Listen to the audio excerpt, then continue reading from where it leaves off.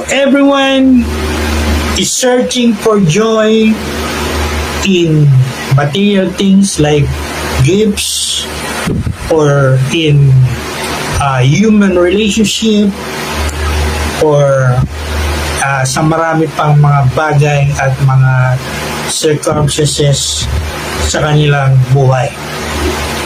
But then again, as I said, is that the real source or the real cause of joy this coming Christmas?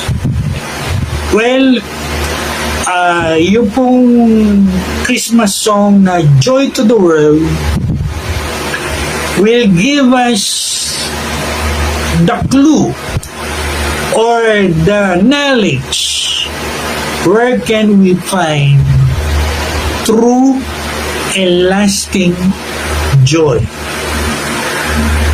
Pag tinignan niyo po yung lyrics ng kantang ito, sa una pa lang, first line pa lang, ang sabi po, joy to the world, the Lord is come, or the Lord came, or the Lord arrived. Sa Tagalog, katuwaan sa buong mundo, sa lahat ng tao, sapagkat ang Panginoon ay dumating na nung unang Pasko. So, dito pa lang sa first line ng lyrics ng kantang ito, meron na tayong clue or idea o nagbibigay sa atin ng knowledge, ng kaalaman, where real joy can be found.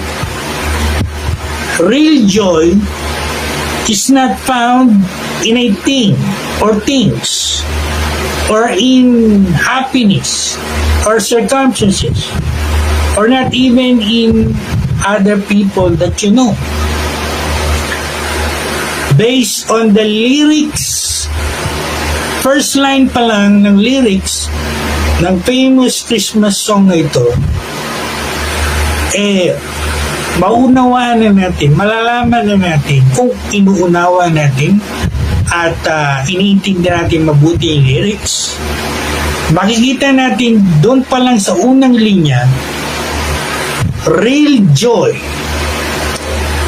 is found in the